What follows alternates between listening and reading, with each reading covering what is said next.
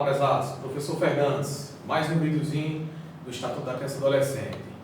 Hoje nós iremos tratar das medidas socioeducativas. Tem uma diferença entre medidas socioeducativas, que são específicas para os adolescentes, das medidas protetivas, que são mais específicas para as crianças. Lembrando sempre aquele termo, criança até 12 anos incompleto, de 12 anos completo a 18 incompleto, já é adolescente. Pronto. Constatada a materialidade e a autoria dessa criança, ou desse adolescente, como queira, no caso específico, o adolescente, o juiz vai aplicar a medida socioeducativa mais específica. Temos as principais que nós vamos abordar hoje no nosso vídeo. Então, constatada essa materialidade e a autoria, o juiz tem a certeza, a materialidade e a autoria, que aquele adolescente praticou aquele ato infracional, vai aplicar a medida específica mais adequada. Antes, vamos fazer uma diferençazinha entre medida natureza reeducativa e natureza punitiva. Lembramos que as medidas socioeducativas, ela tem um efeito, uma natureza reeducativa, ou seja, de reeducar, de buscar aquele indivíduo, aquele adolescente, colocá-lo dentro da sociedade, torná-lo correto, perfeito, íntegro, na linha certa. Enquanto as medidas de natureza punitivas são mais de punições e mero castigo, uma linguagem bem pejorativa. Lembramos também que 21 anos é a idade máxima que o adolescente vai permanecer com a medida determinada pelo magistrado, no caso o juiz.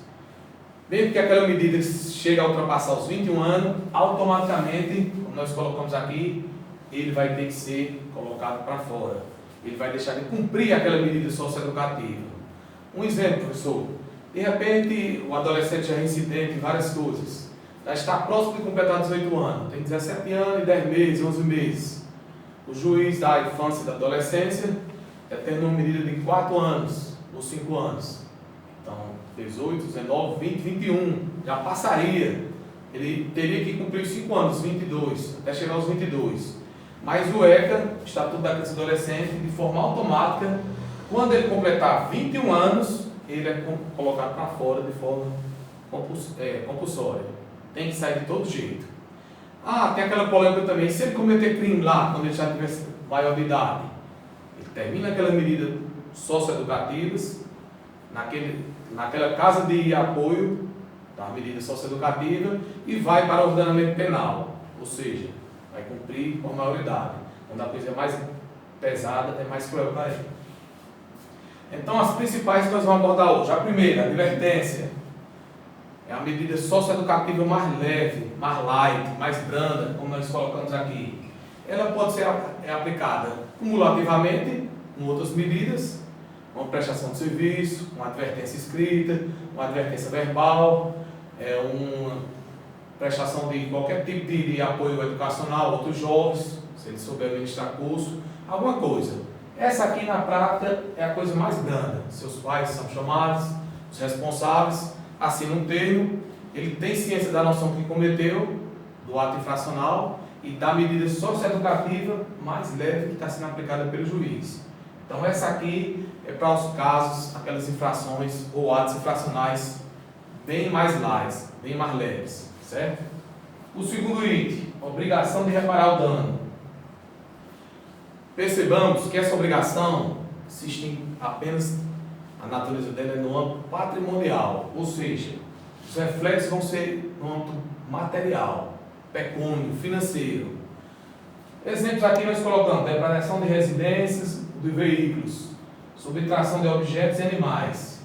Pronto. De repente, o camarada repassando na rua, adolescente brincando, uma coisa e outra, distraído, joga uma pedra, pega no vidro do carro, danificou o vidro, quebrou. Então, os pais ou responsáveis vão ter que pagar.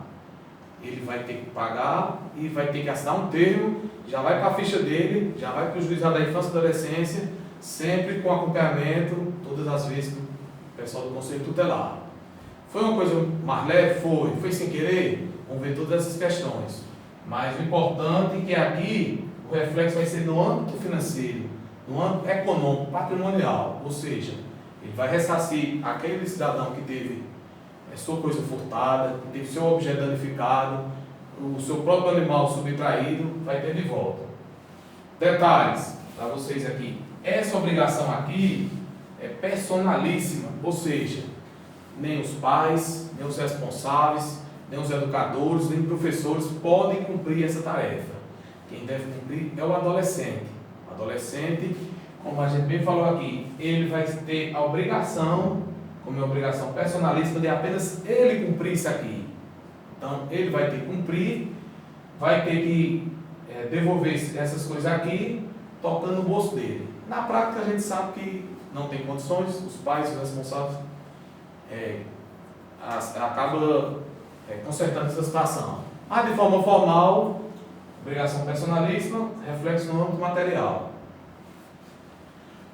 O terceiro item aqui, prestação de serviço à comunidade.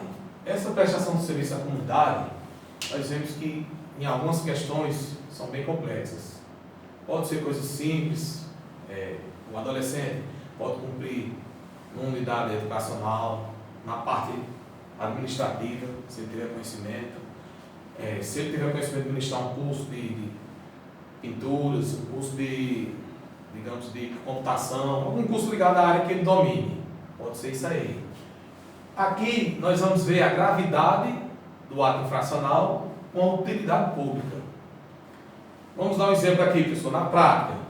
De repente o camarada tem aquela atração, aquele fetiche de estar só pichando os muros. Pronto. Ele tem a mania de pichar os muros no final de semana, feriado de Santos. Fez uma vez, foi chamada a atenção na escola. O conselho tutelar foi para o juizado da infância e adolescência, foi chamada a atenção 2, 3, 4 vezes. De repente, alguém dá o toque ao juiz da infância e adolescência, que a utilidade pública daquele jovem ali, ele está só pichando as escolas, os muros, ele é um excelente grafiteiro, trabalha com artes, com pintura, já ganhou até alguns concursos em outras escolas. O que é que está acontecendo aqui? A grande utilidade pública que vai ter para a escola, para a comunidade. Então o juiz vai chamar o camarada aqui e vai dizer o seguinte: prezado, você está cometendo alguns atos infracionais. Por que você gosta de estar pichando as escolas, pichando os muros?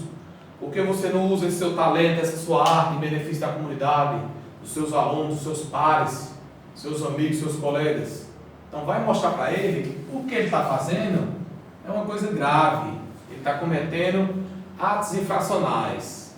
Toda vida que nós falamos que o adolescente comete erros na prática, quando ele mata, rouba, estupra, faz alguma coisa desse tipo, lesiona alguém, na prática a gente sabe que tem aquelas comparações com o ordenamento penal. Mas na teoria, o Estatuto do Adolescente, ele está cometendo atos infracionais, dependendo da gravidade, uns com maior extensão, outros com menores. Então o juiz aqui no nosso exemplo vai dizer o seguinte: você está cometendo várias gravidades aqui, pichando as escolas, muros, depredando, fazendo outras coisas. O SUART, da utilidade pública, ou seja, como medida de prestação de serviço à comunidade, o juizado da infância e adolescência vai fazer com que ele comece a pintar os muros que ele estragou, comece a fazer artes, comece a dar cursos na escola e ele vai se sentir motivado, vai se sentir, aqui ó, a natureza dele está sendo reeducada, está sendo reestimulada a ele ser inserido na sociedade como cidadão de bem. Então, está tendo efeito. Lembramos aqui que essa prestação de serviço também só é posta quando tem alguns atos infracionais mais severos, mais rígidos. E essa liberdade dele é assistida. Pessoal, como seria isso? É assistida parcialmente ou totalmente. Nesse contexto aqui, seria parcialmente. Por quê? Ele não vai ficar as 24 horas na escola. Ele pode ficar um turno, pode ficar 2 turnos, pode ficar um final de semana. Então vai ter um acompanhamento de vários profissionais, professores, psicólogos, educadores, treinadores de futebol, de educação física, alguma coisa, alguns policiais que trabalham com educação, programas do PROER, programas parecidos. Ele vai estar sendo assistido, vai ter um relatório do núcleo gestor da escola. Quando falamos do núcleo gestor, estamos falando de quem? De toda a administração da escola. Ele vai ter um relatório, vai ter um acompanhamento de frequência, vai ter suas imagens na hora da chegada, se a escola estiver dando, na hora da saída, vai ter fluxo de frequência. Todo o acompanhamento dele vai ser assistido, talvez até de forma online, pelos Conselho Tutelar, promotor da infância e adolescência e pelo magistrado, juiz. Pronto. Esta prestação de serviço à comunidade, na maioria das vezes, reeduca o camarada. Insere ele no quadro social novamente, como um cidadão de bem, como uma pessoa boa. Esse exemplo que a gente deu, do camarada que pincha as escolas, então ele vai usar seu talento, sua arte, para deixar a escola mais agradável, mais bonita, mais bela, e vai proporcionar alguns custos para os seus colegas, seus pares. O quarto item, liberdade assistida. A gente podia até fazer uma comparação, e vamos fazer essa liberdade assistida ali, do item anterior.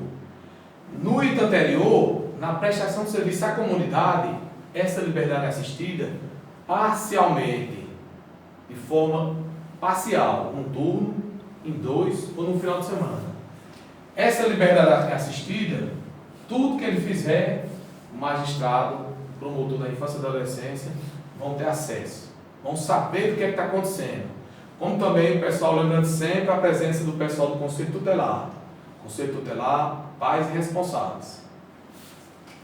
Aqui, quando tem certa gravidade, ou seja, vai ser uma liberdade mais prolongada, vai ter um acompanhamento maior dos pais, dos responsáveis, da comunidade, do próprio juiz, dos educadores, porque às vezes o adolescente, ele tem alguns traumas, ele tem algum problema psicológico, ele tem algum bloqueio que precisa de mais tempo, mais e mais tempo. Então, essa liberdade vai ser prolongada. Às vezes o juiz dá um mês, o camarada está bem na escola, está se desenvolvendo, está se inserindo no quadro social da comunidade. E às vezes um mês não dá, tem que ser 2, tem que ser 3, está tendo reflexo, melhora nas notas, melhora do comportamento em casa, melhora do relacionamento com a sociedade. Então, essa liberdade assistida está sendo cada vez mais vigiada, assistida, amparada. Educadores, juízes, promotores. Aqui são para atos mais severos. Lembramos que quando o adolescente reincide, comete várias vezes o mesmo tipo de ato infracional, de uma forma bem didática, que errou, como se diz, botou o boneco várias vezes, na mesma situação, na mesma natureza delitiva, o juiz vai dizer: rapaz, eu dei uma advertência, você não deu certo. Se essa advertência, seus pais assinaram o conselho, você não melhorou. Eu coloquei um serviço à comunidade, você deu um curso lá durante o final de semana, durante 2 meses, não deu certo. Eu coloquei outras atividades, você não deu certo. Então a coisa aqui está esquentando, então a coisa está ficando mais severa. Seus atos não estão tendo respostas ao que nós estamos propondo. Ou você melhora, ou nós vamos colocar você numa situação mais complicada, mais um corretivo no linguagem popular mais severo, mais rígido. Então lembre-se, essa liberdade assistida, profissionais aqui que vão participar, professores das diversas áreas, não só professores que são do horário integral do ensino deles, como psicólogos, assistentes sociais, professores de artes marciais, educadores, todo tipo de professores que trabalham com jovens e com adolescentes. Eles tendo residência, tendo a residência aqui, os olhares vão estar mais fortes para o lado dele, a coisa vai ser mais severa. E essa liberdade é assistida de forma também parcial, porque ele não vai ficar os 3 horários na escola, ele pode ficar 1, pode ficar 2, pode ficar o final de semana. O quinto item, inserção em regime de semi-liberdade. Olha, aqui nós podemos ver que é até um pouco parecido com a liberdade assistida. Regime de semi-liberdade. Essa restrição aqui é parcial. Pessoal, por que parcial? Porque o adolescente vai ficar um tempo estabelecido na escola. Se ele estudar de manhã na escola, à tarde ele vai cumprir onde o juiz já terminou da infância e adolescência, junto com o aval também do Ministério Público e com a ciência dos pais responsáveis e da promotoria também. Liberação para cursos e atividades educacionais. Como nós falamos, às vezes a criança, o adolescente, nesse caso aqui já é adolescente, medida socioeducativa só adolescente, ele estuda de manhã e de tarde no horário integral. Aí vai cumprir quanto, professor? Aqueles cursos que o juiz determinou. Pronto. Ah, vou escapar do juiz na infância e adolescência. Eu estudo de manhã e de tarde integral, o juiz não pode fazer nada. Ele vai me inserir no regime de semi-liberdade? Ele pode estar pensando, vai. Você estuda de manhã e de tarde, 16h30, 17 horas você está livre da escola. Então, 17 horas, você está convocado às 18 horas para se apresentar na unidade que o juiz educacional, que o juiz determinou. Você vai participar de cursos profissionalizantes, atividades educacionais diversas. Ah, começa às 18 horas, vai até 21, 2, 3 horas. Começa às 19 horas, vai até 22, vai. Então, sua liberdade aqui, sua restrição aqui vai ser parcial. Por quê? Você pode passar 2 horários de estudo integral, mas vai ter que estar inserido nesses cursos, nessas atividades educacionais propostas pelo Juizado da Infância e Adolescência. E por último, a gente considera aqui a mais grave, mais cruel, essa daqui. Internação em estabelecimento educacional. Pronto. Essa aqui a gente tem que ver quando o adolescente já deixou de cumprir, já não atendeu nenhuma aquelas medidas socioeducativas, já não quis nada com a advertência verbal às vezes, mas na prática sempre tem a escrita primeiro. Primeiro tem a verbal na escola, conselho tutelar, com os pais, alguma coisa. Depois vem a advertência normal, juizado da infância e adolescência, 1 vez, 2 vezes. Depois, reparar o dano, pode ser acumulado com advertência. A advertência pode ser acumulada com reparar o dano, ou alguma liberdade assistida, forma de curso, alguma coisa. Obrigação de reparar o dano pode ser com prestação de serviço à comunidade, dependendo da utilidade pública e da gravidade daquela infração. Depois, a liberdade assistida, teve essa etapa para ele não cumpriu, ou não cumpriu a contento. Por último, semi-liberdade. Um detalhe aqui, comparado ao regime semi-aberto dos adultos. Pronto, vamos dar um exemplo aqui, para que a gente não façamos confusão nisso aqui. Fazendo a digressãozinha, no regime semi-aberto dos adultos, é aquele bem prático, uma linguagem bem prática, bem didática para vocês. O camarada estava no regime fechado, vai para o regime semi-aberto. Uma digressão para vocês entenderem. O que seria isso? Ele passa o dia trabalhando, às 18 horas, se apresenta na unidade prisional, presídio público, na cadeia pública, e vai ficar de segunda a sexta, se apresentando às 18 horas e saindo às 6 da manhã. Lembre-se que esse adulto, final de semana, se apresentou na sexta-feira, 18 horas, ele vai passar o sábado e domingo. Quando tem um feriado, aí emenda o feriado, só sai no dia subsequente ao primeiro dia útil, certo? O adulto entrou aqui segunda, 18 horas, sai 6 horas da terça. Entrou na terça, sai na quarta. Entrou na quarta, sai na quinta. Entrou na quinta, sai na sexta. Entrou na sexta, 18 horas, olha a diferença. Vai passar o sábado e o domingo e o feriado se tiver. Então, comparando o regime semi-aberto dos adultos com esse de semi-liberdade. Porque na semi-liberdade, a restrição dele vai ser parcial. Às vezes o juiz pode dizer assim, você vai dar um curso de manhã e de tarde integral. Você já é incidente várias vezes, já tem várias passagens aqui. Então você vai ficar na escola de manhã e de tarde dando esses cursos.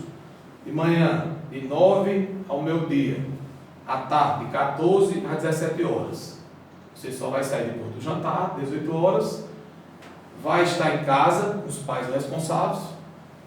Evidentemente vai estar cansado. Suas energias já estão desgastadas. Você não vai ter o que aprontar. Uma linguagem bem popular. E só vai estar aqui no outro dia. Pronto. Trazendo para aqui para o sexto item, internação e estabelecimento educacional. A privação aqui é integral, ou seja, é total, é rígida, é cruel, é severa. O camarada lá está internado formalmente naquela unidade prisional, educacional. A gente diz prisional entre aspas, que é uma forma pejorativa. Mas, na prática é a mais rígida, a mais cruel, a mais severa. Por quê? Porque toda a sua liberdade vai estar condicionada àquela internação naquele estabelecimento. Ou seja, quando ele pulou várias etapas, as medidas socioeducativas, foi reincidente em vários tipos de infração, de atos infracionais, não tinha mais jeito, o juiz já estava uma situação já sem aguentar mais ele nada, o juiz coloca essa aqui. Essa aqui é a mais cruel, porque ele vai ficar totalmente privado da sua liberdade, dos seus estudos, vai estudar nessa unidade, vai estar super vigiado, vai estar super assistido por profissionais, por professores, psicólogos, policiais, pessoas que o juiz determina, relatórios, e pode ter sua internação prolongada, até mais, dependendo do comportamento dele. Então, nesse vídeo aqui de hoje, medidas socioeducativas, vejamos bem que era diferente das medidas protetivas de outros artigos que tem lá. As medidas protetivas, só para a gente finalizar, é aquelas que estão onde buscam os direitos fundamentais da criança e do adolescente, e principalmente da criança, em muitos casos também dos adolescentes. Mas tem uma diferença grande das medidas protetivas com as medidas socioeducativas.